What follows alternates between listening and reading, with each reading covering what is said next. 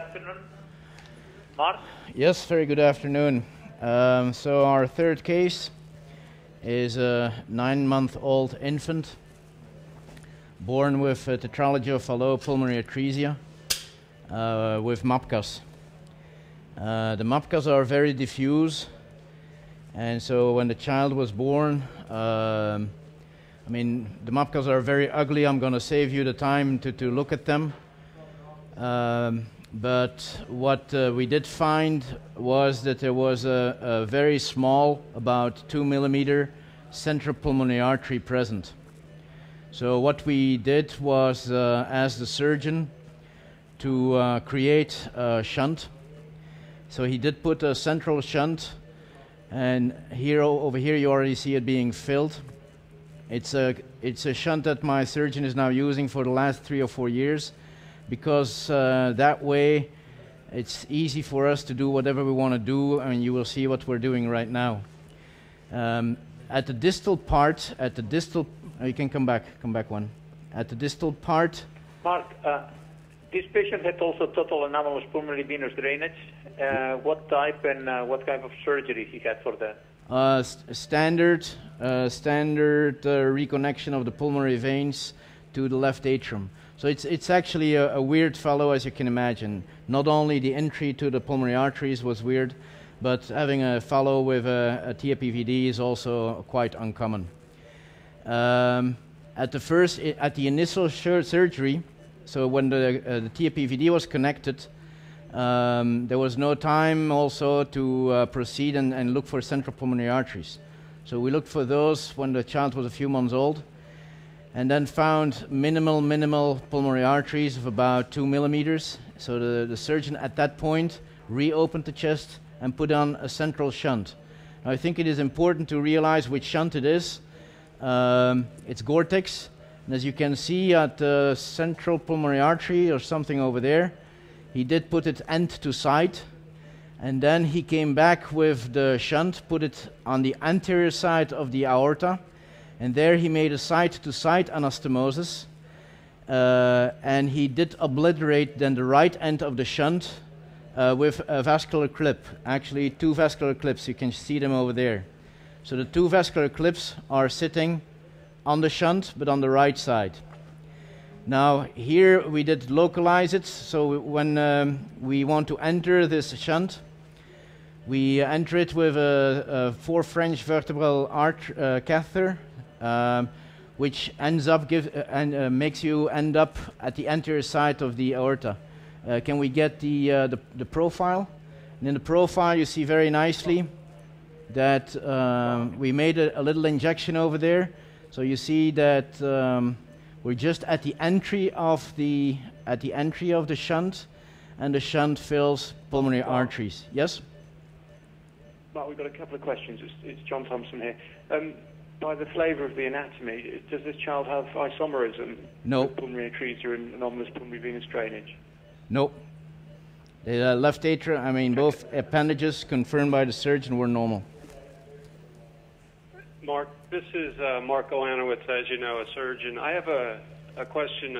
My preference, and it's based on my understanding of interventional cardiology's preference, in this setting to put a RV to PA conduit, even if it's non-valved, which it usually is, in that the access, I'm told, is easier and safer for a lot of pulmonary artery work in this setting. Is that something that you and the other interventional cardiologists would prefer, as opposed to a central shunt as you have there? If we can go for a cyno type of shunt, usually we would also like to have that done, but not on 2 millimeter pulmonary arteries. In our experience, the advantages of this here, that it's this shunt is being made off pump, because you can easily put the anastomosis on the central pulmonary artery. There is no flow in it in any way, and so that whole surgical procedure can be done off pump. As you will see now, as we will proceed, that this type of shunt gives us the opportunity to reassess what needs to be assessed, do what needs to be done, and you will see we already have done one side. And because the surgeon did use stretch Gore-Tex on the way out, we will expand this shunt, which is now 4 millimeter. We will expand it up to 5.5 just to get a second wind, to give a second wind to the shunt. Allow me first to Mark, one other question for clarification. Presumably there was no ductus in this child. There was nothing that you could stent here. Say it again? No duct. There was no ductus in this child, so the option No. to stent No. the duct in this kid wasn't available. We are very keen on stenting ducts in this center, but this child had no duct. Carry on. So we did use then a ProGrade microcatheter system. Next run. So here you see that through the 4 French catheter, we go in there with, and the next, we go in there with the microcatheter system. The system is very steerable, and you can choose any pulmonary artery you want to go to and park your wire over there, because at the end, next, we want to come in with a very stiff wire. So here we advance the 2 French system of the microcatheter system. We remove the inner core, so now we just have the 2 French system, and then we come with the stiffest coronary wire that we have, which is actually an Iron Man. It's from a certain company, but we like to have the wire as stiff as possible. Next run. So at this point then we came with a 4 French long sheet, which was positioned into the shunt just to make a nice angiogram and see how things look. As you can see, the central pulmonary arteries don't look too grossly, but there is some stenosis on the right side, especially hilar stenosis. If we look at the left side, it was not easy to see, so we went for a caudal view, and there you can see that indeed the left pulmonary artery is very hypoplastic, smallish, and also needs some attention. So what we did then is just leave the first coronary wire and re-enter the sheet with again that ProGrade system. Here you see how it is side to side to the other wire. And we try now to localize the left pulmonary artery, get the wire in there. It will happen in a second. There we have the wire into the left pulmonary artery. And then what we try to do is try to get the ProGrade system into that left pulmonary artery. You can see that at the bifurcation we are coming at an awkward angle, and instead of advancing the 2 French catheter, we're pulling out the wire again. So in order to solve that problem, we advanced the sheet just to give more support, and indeed then we were able to advance the 2 French system. We still have an awkward angle, so I preferred to remove the wire in the right pulmonary artery. You will next run. So here the wire in the right pulmonary artery is removed. We have the other stiff wire now in the left pulmonary artery, and the next run. So now we're going to concentrate. Here we leave the, we put in the stiff wire, and the next run we are ready now with the sheet in front of the left pulmonary artery. Here we then made an injection. In this Mark, can yes? we ask a question? In this patient there was obviously collaterals. What's the status of the aortopulmonary collaterals in this child? Is there competitive flow to both lungs? Is there an aortogram that you can show us? We did not make at this point an aortogram. I can give it to you at the end of the procedure. The reason for not making an aortogram now is that I need all my contrast to do what we're doing right now. And you'll see with all the control injections, I need to save the contrast burden. Here there's now an angiogram. So there is a lot of distal MAPCAs, but they are very distal. They're coming from subclavian artery, from the internal mammary artery, and it's all peanuts. I mean, there is almost nothing that you can focalize. There is almost nothing coming from the descending aorta. So we have to put all our money on over here. Sorry, can you come back one run? So here is the injection in the left pulmonary artery. You see that apparently distally it doesn't look too bad, but proximally there appears to be a problem. And then what I like to do is go for balloon interrogation. And balloon interrogation means we put in a slightly oversized balloon, soft balloon, just to find out how the hypoplasia or stenosis, how it is about. Because typically in these lesions you don't have a long segment stenosis. Typically you will have somewhere a very concrete, concise stenosis, but if you don't stretch it, you won't see it exactly where it is. So one reason for doing this balloon interrogation is see where is the lesion and also determine the size of the lesion. Why? Well, we want to go in. Yes? Let me ask the audience. You see that this patient has hypoplasia even in the most distal segments of that branch pulmonary artery. What would the audience do at this point? Would they pursue in putting further balloons distal into this pulmonary branch, or they would just abandon that procedure? So the boot is now on the other foot. Normally I'm in the audience and Neil Wilson or Shaq Qureshi pull me to the microphone, so I'm going to turn it back on them. It's Shaq here, Shaq Qureshi. Can you come to the microphone, please? Shaq, go for it. Neil's shooting up there. What would you do here, Neil?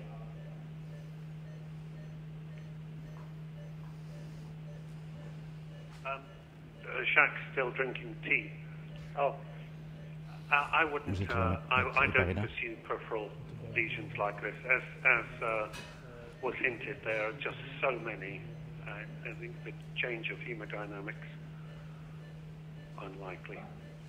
But I wouldn't shout. When you have so much branching distally, stenosis, opening the proximals, do you think is going to have any impact at all? No, I don't. That's my point. Lee Benson, can we ask for some input from you, please? Just walk slowly now, Lee.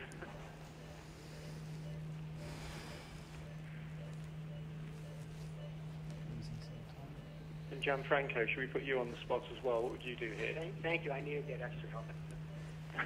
Well, I would have to disagree with Neil. If I saw that in my laboratory, I'd go after the vessels distally as many times as were needed in order to improve the pulmonary blood flow. I think that it's impossible to determine which patients are going to have some spontaneous growth of their distal vessels. And if you don't do something for this child, the surgeons are not going to go near him because you'll never be able to move forward with any kind of reconnection of the right ventral part of the PA. So I think you have to do something, and I think it would have been nice if you could do it from the circulation, but I think you should go after the distal vessel. So you're telling me that you have had experiences where, in cases where there is so much hypoplasia distally, by inflating those balloons...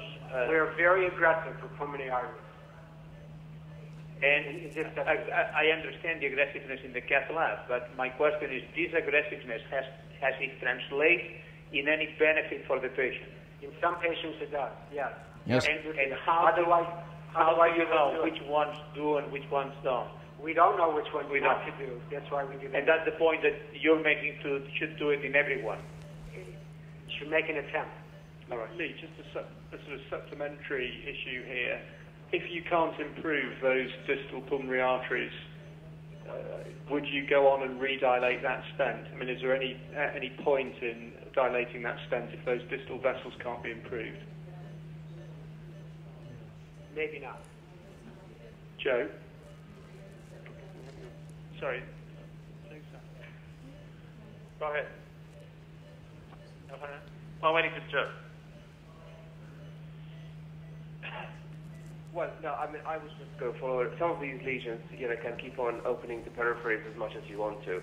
You're not going to get everything. So I would go for the proximate ones because that will encourage the good vessels peripherally to open up and see what you get. But to go peripherally is just too elaborate, and I'm not sure they would get any benefit from it. Yeah, okay. Alpha? Yeah, I mean, I would use a coronary cutting balloon, like an angioscore or an angiosculpt.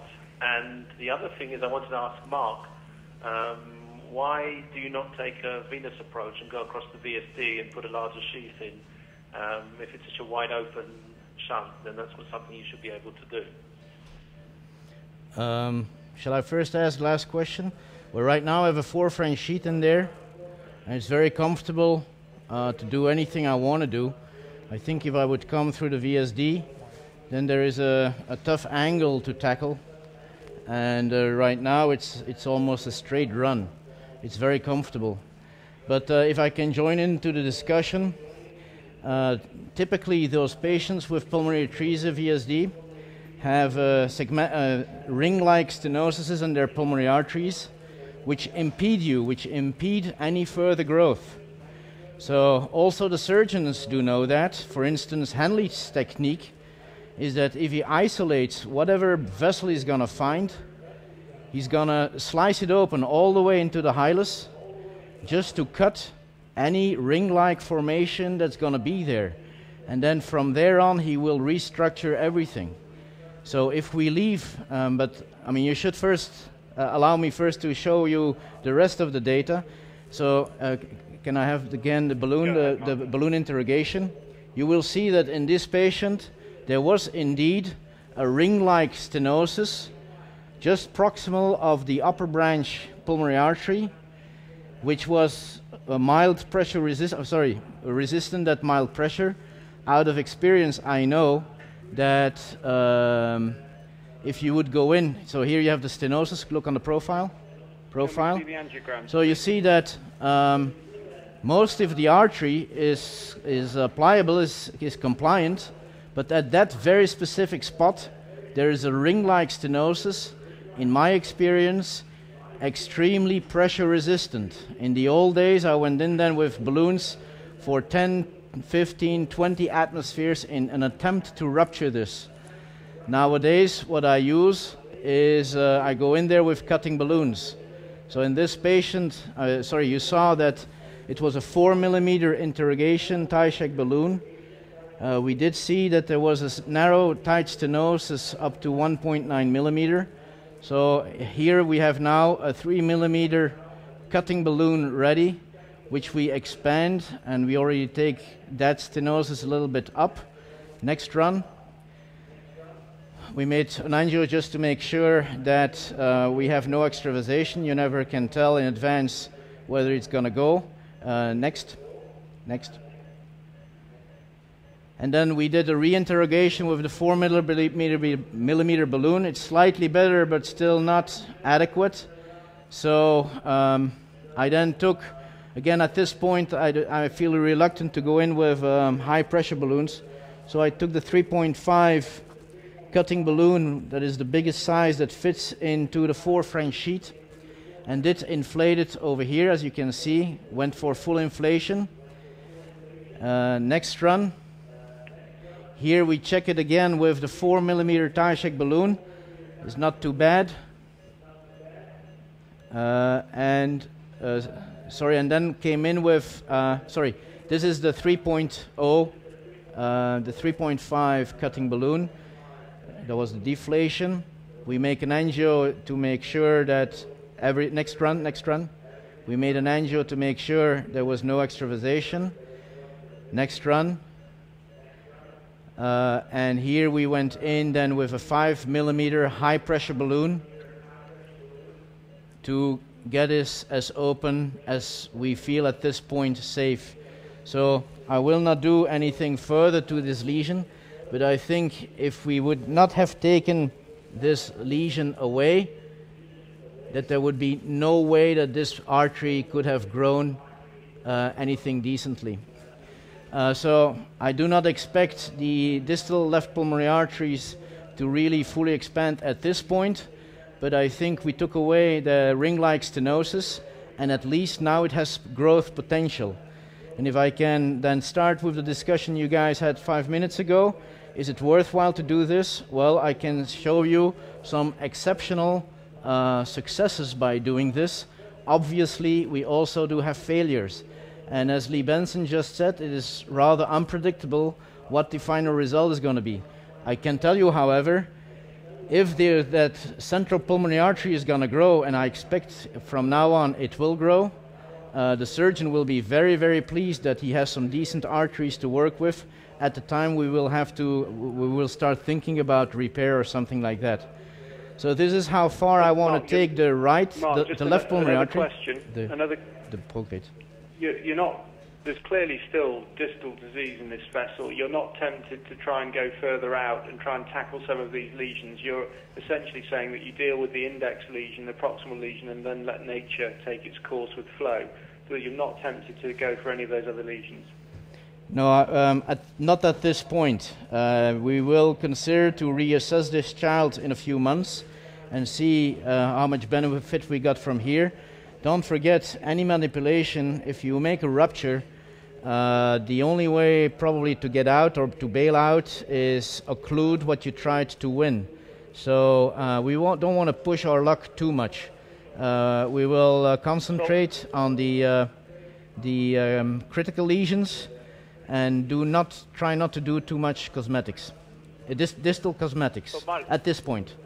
This is a really spectacular case that you've shown us today. It's absolutely incredible. But I have a question. How do you base the success of this procedure? Say it again. And geographically, what are you going to do now to tell us that this is a successful procedure as non-successful? I got rid of the ring. What parameters are you going to follow on that patient? I'm going to reassess in a couple of months the growth of the distal pulmonary arteries. And by angiography? Yes, control catheterization. So now I'm going to tackle the left side, the right pulmonary artery. I'm going to try to put my wire somewhere down below over there. Just a second. I had a better position earlier on. We advance slightly now the 2 French catheter system to give me a little bit more support. No. That's not too bad. Okay. Advance the 2 French. We're quite distal, I think. Advance the 2 French. Okay. So we're going to remove.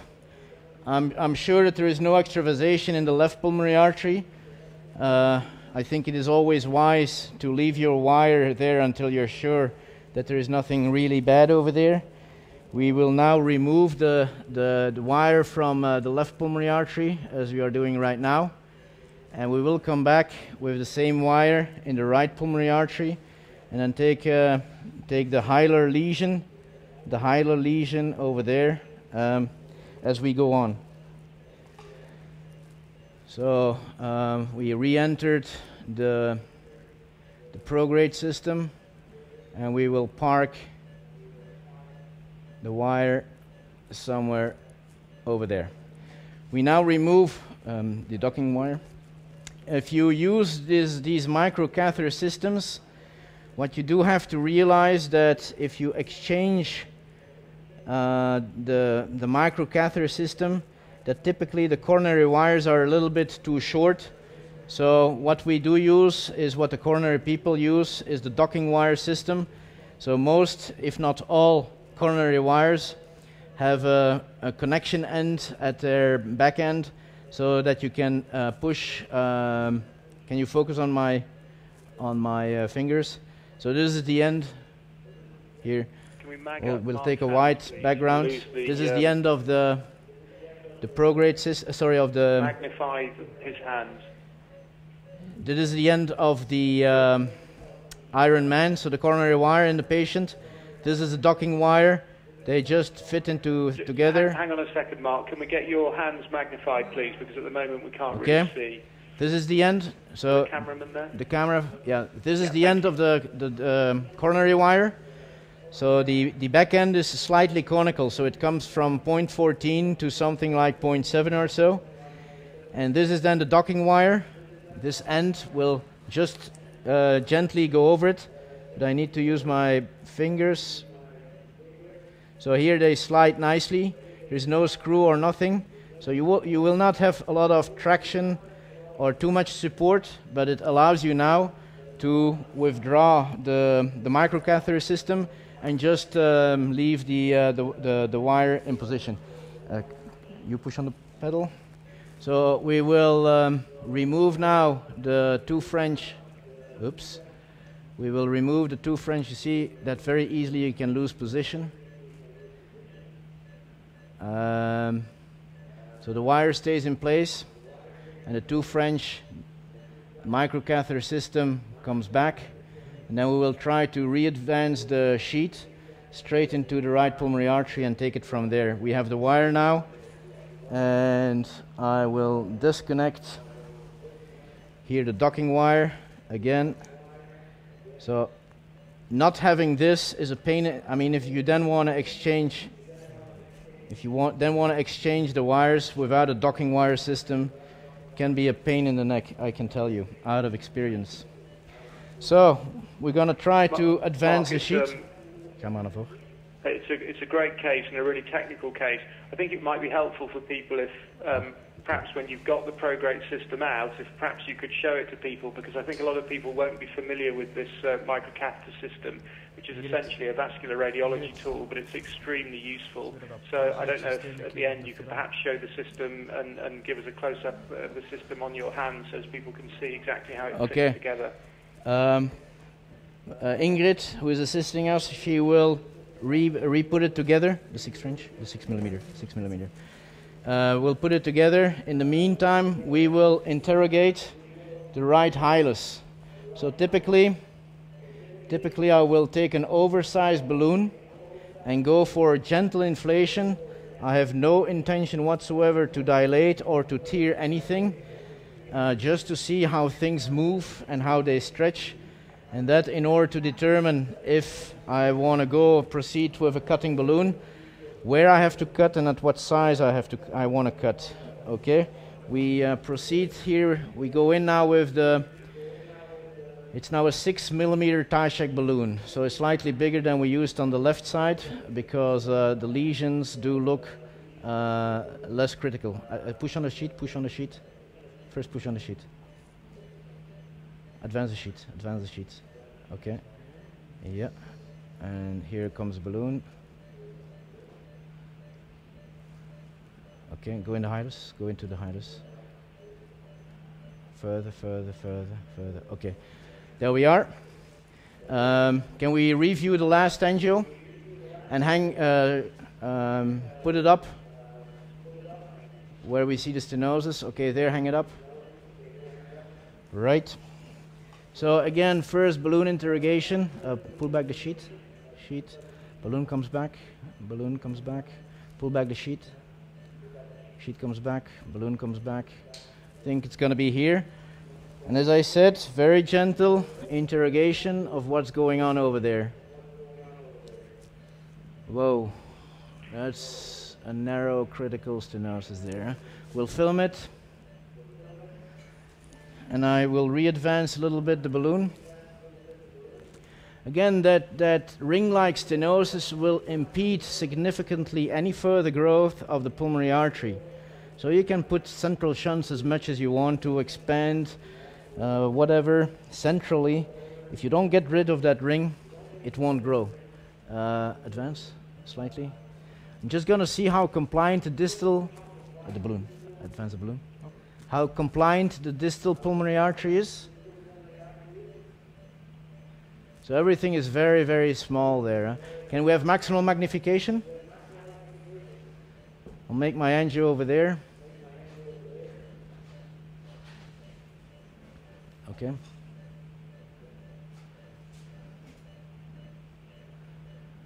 So there is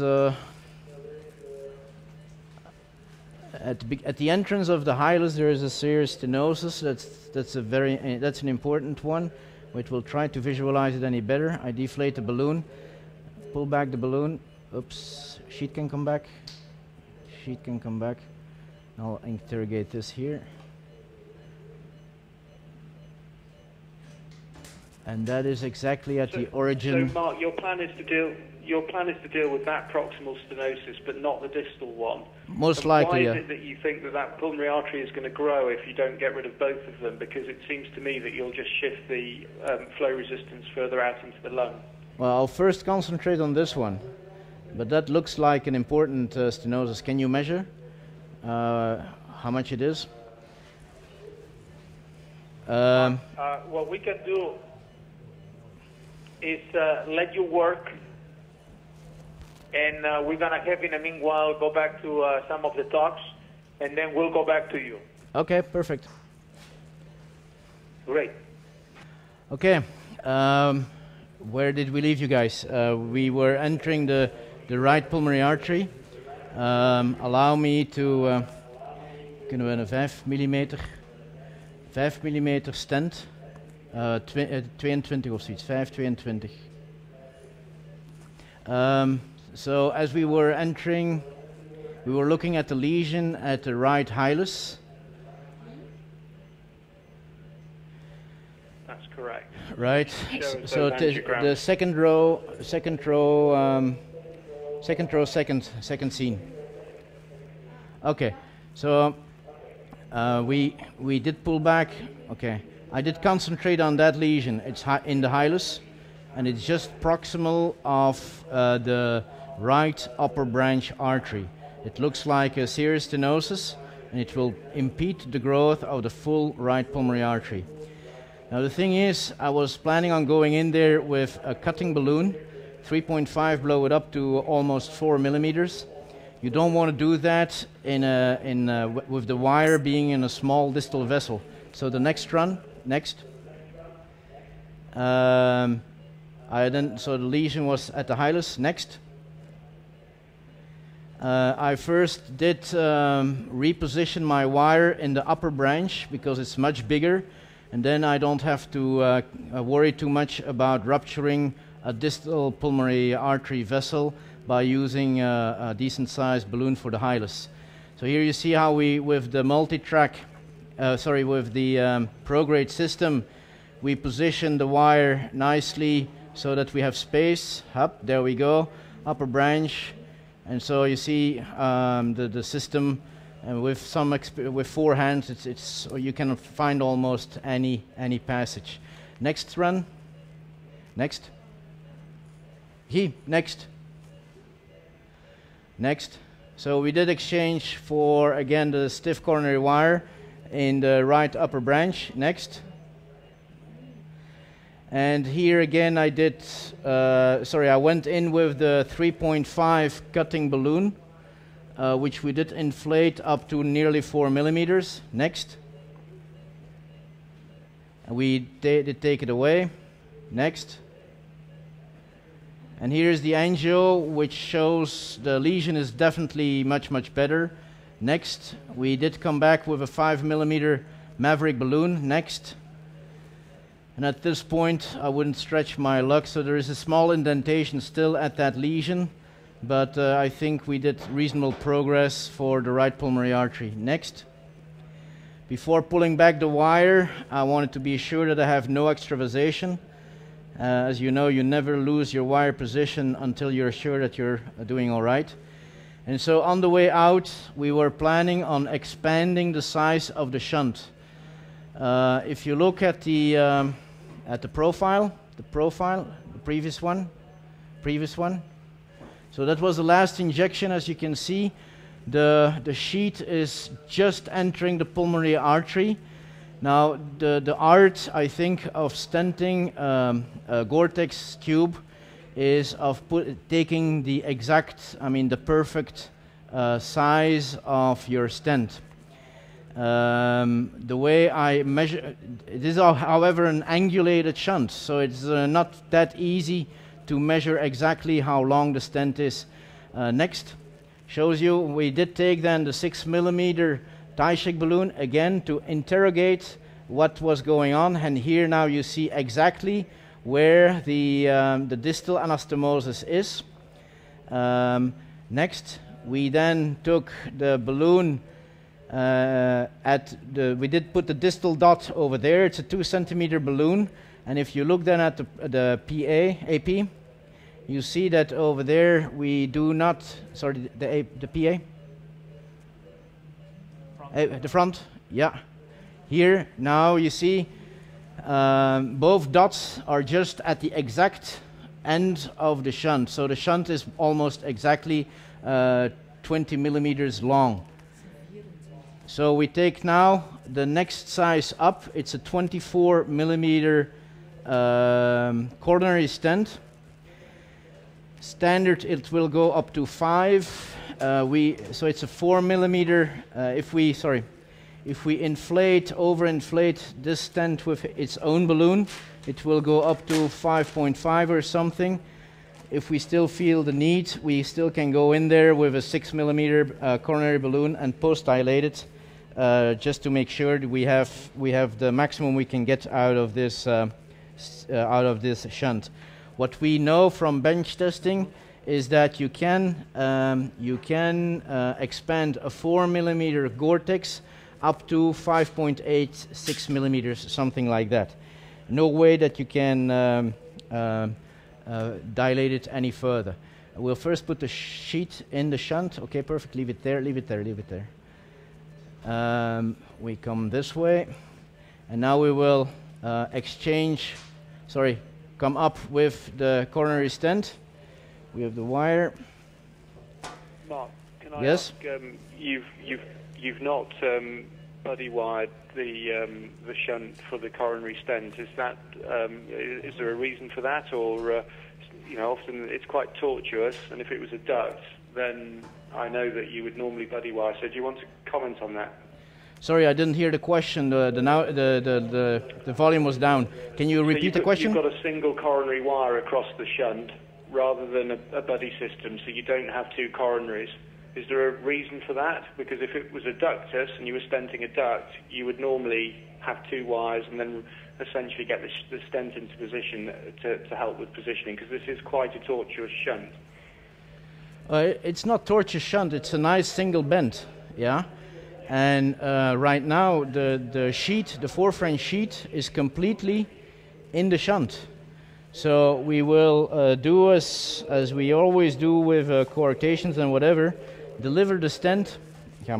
We will deliver the stent within the sheet, and only when we are sure, then make some angios to make sure that everything is all right.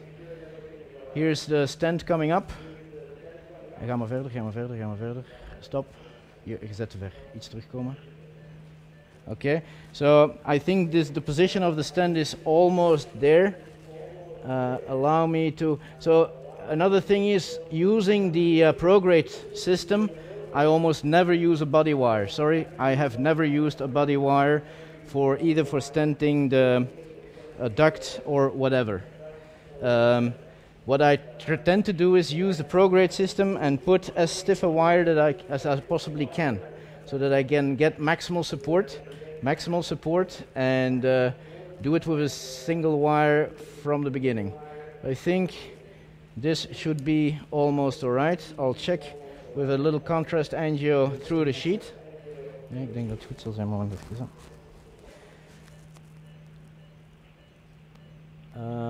He's just into the pulmonary artery. Okay, I'll check. Acquire. I'll check now the proximal end. The proximal end here. Check it over here.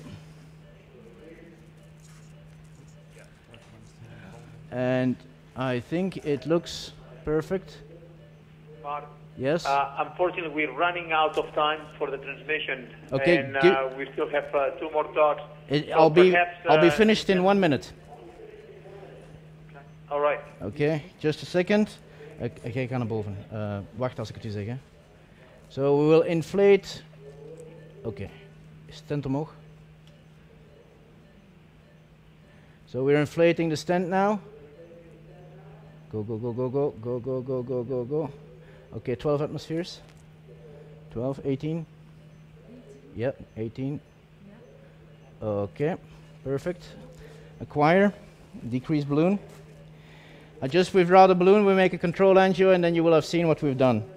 So it's in 30 seconds we're gone. Deflate, deflate, deflate. Great. Laat maar. Oké, zo. Nee. Zuigen. Nee, zuigen. Just allow the balloon to deflate. We're getting there. See, those coronary stents are not the most highly visual ones. Huh? Keep the sheet, the sheet should not re-enter the stent because it may fold it. Pull back the sheet, pull back the sheet. Okay, balloon comes back.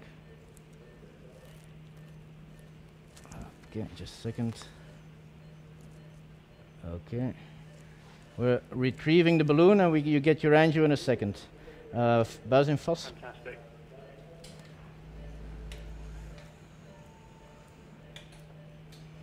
Okay, balloon is retrieved. And then let's see what we did.